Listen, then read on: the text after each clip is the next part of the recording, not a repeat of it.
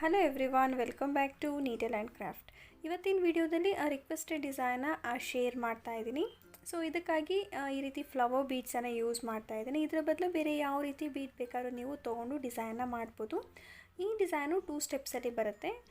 So first step ನಾನು ಬೇರೆ ಕಲರಲ್ಲಿ ವರ್ಕ್ ಮಾಡ್ತೀನಿ, ಹಾಗೆ ಸೆಕೆಂಡ್ ಸ್ಟೆಪ್ಪಲ್ಲಿ ಇನ್ನೂ ಒಂದು ಕಲರ್ ಯೂಸ್ ಮಾಡ್ತೀನಿ. ಇಲ್ಲಿ 6 ಎಳೆ ದಾರ ತೊಗೊಂಡಿದ್ದೀನಿ, ಹಾಗೆ ನೀಡಲ್ ನಂಬರ್ 10 ಇದೆ. ಲೇಸ್ ರೈಟ್ ಸೈಡಿಂದ ನಾನು ಡಿಸೈನ್ನ ಸ್ಟಾರ್ಟ್ ಮಾಡ್ಕೊತೀನಿ. ಫಸ್ಟು ನಾಟನ್ನು ಫಿಕ್ಸ್ ಮಾಡ್ಕೊಬೇಕು. ನಾಟ್ ಫಿಕ್ಸ್ ಆದಮೇಲೆ ಒಂದು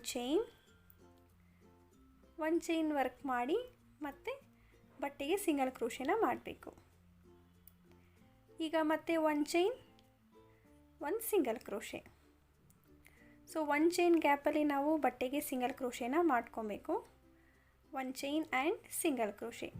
ಸೊ ಇದೇ ಥರ ಒಂದು ಎಂಡಿಂದ ಇನ್ನೂ ಒಂದು ಎಂಡ್ ರೀಚ್ ಆಗೋವರೆಗೂ, ಅಂದರೆ ನೀವು ಸಾರಿಗಳಿಗೆ ವರ್ಕ್ ಮಾಡೋದಾದರೆ ಇದು ಬೇಸ್ ಲೈನ್ ಆಗಿರುತ್ತೆ.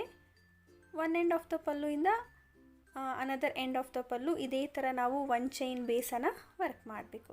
ಸೊ ಆ್ಯಕ್ಚುಲಿ ಬೇಸ್ ವರ್ಕ್ ಮಾಡಿದಾಗ ನಮಗೆ ಡಿಸೈನು ಈವನ್ ಆಗಿ ಫಿನಿಶಿಂಗ್ ಬರುತ್ತೆ. ದಟ್ ಈಸ್ ದ ರೀಸನ್ ಕೆಲವೊಂದು ಡಿಸೈನ್ಸ್ಗೆ ಬೇಸ್ ಲೈನ್ ವರ್ಕ್ ಮಾಡಲೇಬೇಕು. ಸೊ ಫಸ್ಟ್ ಸ್ಟೆಪ್ ಈಗ ಕಂಪ್ಲೀಟ್ ಆಗಿದೆ. ಹಾಗೆ ಸೆಕೆಂಡ್ ಸ್ಟೆಪ್ಗೆ ನಾನು ಥ್ರೆಡ್ ಕಲರ್ನ ಚೇಂಜ್ ಮಾಡಿದ್ದೀನಿ. ಇದು ಕೂಡ 6 ಎಳೆ ಇದೆ. ಸ್ಟಾರ್ಟಿಂಗ್ ಪಾಯಿಂಟಲ್ಲಿ ಒಂದು ಲಾಕನ್ನು ಮಾಡಿಕೊಂಡು ಫಸ್ಟ್ ಒಂದು ಚೈನ್ ಗ್ಯಾಪ್ ಏನಿತ್ತು ಅಲ್ಲಿಗೆ ಸಿಂಗಲ್ ಕ್ರೋಶೆನ ಮಾಡ್ಕೊತೀನಿ. ಸೊ ಸಿಂಗಲ್ ಕ್ರೋಶೆ ಆದಮೇಲೆ ನಾನು ಆವಾಗಲೇ ಏನು ಬೀಡ್ ತೋರಿಸ್ದೆ ಅಲ್ವ, ಅದರಲ್ಲಿ ಒಂದು ಬೀಡನ್ನ ದಾರದಲ್ಲಿ ಪುಷ್ ಮಾಡಿಬಿಟ್ಟು ಬೀಡನ್ನ ಲಾಕ್ ಮಾಡಬೇಕು.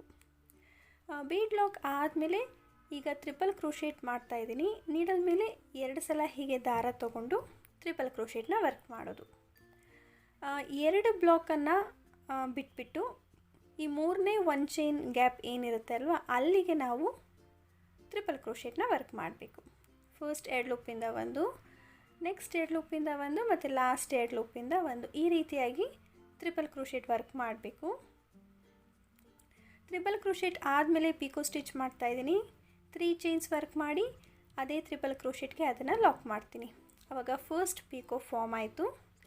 ಈಗ ಸೆಕೆಂಡ್ ಪಿಕೋ ಮಾಡೋದಕ್ಕೆ 4 ಚೈನ್ಸ್ ವರ್ಕ್ ಮಾಡ್ತಾಯಿದ್ದೀನಿ.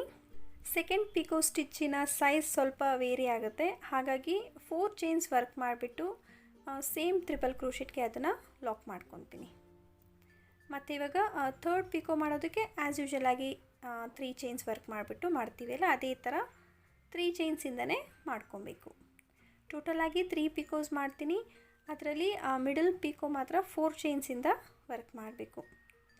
ಇವಾಗ ಇನ್ನು ರಿಮೈನಿಂಗ್ ಟ್ರಿಪಲ್ ಕ್ರೋಶೆಟ್ ಗ್ಯಾಪ್ ಏನಿರುತ್ತೆ ಆ ಗ್ಯಾಪನ್ನು ನಾವು ಸಿಂಗಲ್ ಕ್ರೋಶೆಯಿಂದ ಫಿನಿಷ್ ಮಾಡ್ಕೊಬೇಕು.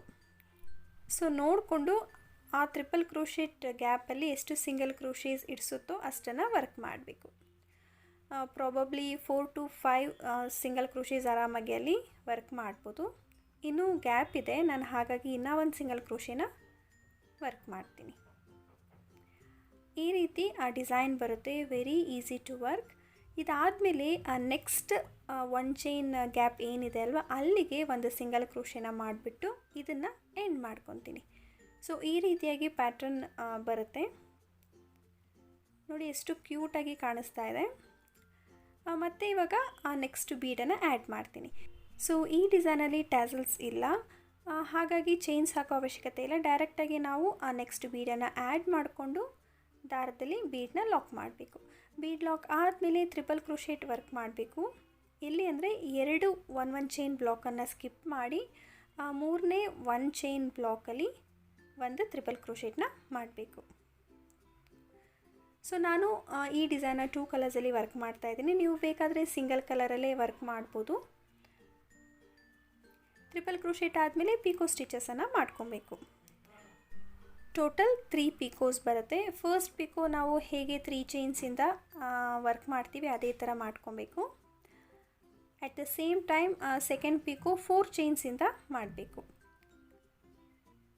4 ಚೈನ್ಸ್ ವರ್ಕ್ ಮಾಡಿ ಸೇಮ್ ಟ್ರಿಪಲ್ ಕ್ರೋಶೆಟ್ಗೆ ಅದನ್ನು ಲಾಕ್ ಮಾಡಿಕೊಂಡು ಮತ್ತು ಥರ್ಡ್ ಪಿಕೋನ 3 ಚೈನ್ಸಿಂದ ಮಾಡ್ಕೊಬೇಕು. ಒಂದು ವೇಳೆ ನಿಮಗೆ ಪಿಕೋ ಸ್ಟಿಚ್ ಬೇಡ ಅಂದರೆ ಪಿಕೋ ಬದಲು ಸ್ಮಾಲ್ ಬೀಡ್ಸನ್ನು ಆ್ಯಡ್ ಮಾಡ್ಬೋದು. 2 mm ಆರ್ 3 mm ಸೈಜ್ ಬೀಡ್ಸನ್ನು ಅಲ್ಲಿ ಆ್ಯಡ್ ಮಾಡ್ಬೋದು. 3 ಅಥವಾ 4 ಎಷ್ಟು ಬೇಕಾದರೂ ನೀವು ಆ್ಯಡ್ ಮಾಡ್ಕೊಳ್ಳಿ. ಪಿಕೋಸ್ ಆದಮೇಲೆ ರಿಮೈನಿಂಗ್ ಗ್ಯಾಪನ್ನು ನಾನು ಸಿಂಗಲ್ ಕ್ರೋಶಿಯಿಂದ ಕವರ್ ಮಾಡ್ತೀನಿ.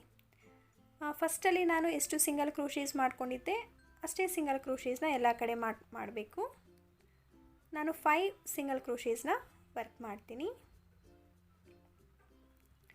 ಸೊ ಸಿಂಗಲ್ ಕ್ರೋಶಿ ಆದಮೇಲೆ ನೆಕ್ಸ್ಟ್ 1 ಚೈನ್ ಗ್ಯಾಪ್ ಏನಿದೆ ಬೇಸ್ ಲೈನಲ್ಲಿ, ಅಲ್ಲಿಗೆ ನಾನು ಒಂದು ಸಿಂಗಲ್ ಕ್ರೋಶಿನ ಮಾಡಿ ಕಂಪ್ಲೀಟ್ ಮಾಡ್ಕೊತೀನಿ.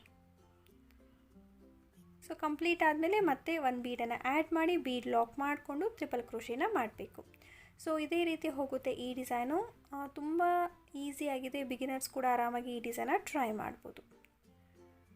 ಸೊ ನಾನು ಇದೇ ಥರ ಡಿಸೈನ ಫುಲ್ಲಾಗಿ ಕಂಪ್ಲೀಟ್ ಮಾಡ್ತೀನಿ ಒಂದು ಸ್ವಲ್ಪ ದೂರ. ಇದಾದಮೇಲೆ ಫಿನಿಶಿಂಗ್ ಲುಕ್ ಹೇಗೆ ಕಾಣುತ್ತೆ ಅಂತ ಶೇರ್ ಮಾಡ್ತೀನಿ.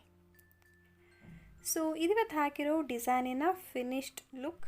ಆ್ಯಂಡ್ ನಾನು ಸ್ಟಾರ್ಟಿಂಗೇ ಮೆನ್ಷನ್ ಮಾಡಿದಾಗೆ ಇದು ರಿಕ್ವೆಸ್ಟೆಡ್ ಡಿಸೈನ್ ಆಗಿತ್ತು. ಅವ್ರು ಯಾವ ರೀತಿ ಪಿಕ್ ಕಳಿಸಿದ್ರು ಅದೇ ಥರನೇ ಇಲ್ಲಿ ವರ್ಕ್ ಮಾಡಿದ್ದೀನಿ. ಈ ಡಿಸೈನ್ಗೆ ನೀವು 300 to 400 ಚಾರ್ಜ್ ಮಾಡ್ಬೋದು. ಅದು ಕೂಡ ನಿಮ್ಮ ಪ್ಲೇಸ್ ಮೇಲೆ ಡಿಪೆಂಡ್ಸ್ ಆಗುತ್ತೆ, ಹೆಚ್ಚು ಕಮ್ಮಿ ಮಾಡ್ಕೊಳ್ಳಿ. ವಿತೌಟ್ ಟ್ಯಾಸಲ್ಸ್ ಯಾರಾದರೂ ಹೊಸ ಡಿಸೈನ ಹುಡುಕ್ತಾ ಇದ್ದರೆ ಖಂಡಿತ ನೀವು ಈ ಡಿಸೈನ ಟ್ರೈ ಮಾಡ್ಬೋದು. ಡಿಸೈನ್ ಇಷ್ಟ ಆಗಿದರೆ ಲೈಕ್ ಮಾಡೋದನ್ನು ಮರಿಬೇಡಿ ಆ್ಯಂಡ್ ಆದಷ್ಟು ವೀಡಿಯೋನ ಶೇರ್ ಮಾಡಿ. ಹಾಗೆ ಸಬ್ಸ್ಕ್ರೈಬ್ ಮಾಡಿಕೊಂಡು ವೀಡಿಯೋಸ್ನ ನೋಡಿ. ನಾನು ನೆಕ್ಸ್ಟ್ ಇನ್ನು ಇಂಟ್ರೆಸ್ಟಿಂಗ್ ಆಗಿರೋ ಹೊಸ ಡಿಸೈನ್ ಜೊತೆ ಹೊಸ ವೀಡಿಯೋ ಜೊತೆ ಸಿಗ್ತೀನಿ. See you soon. Until then, take care guys. Bye bye.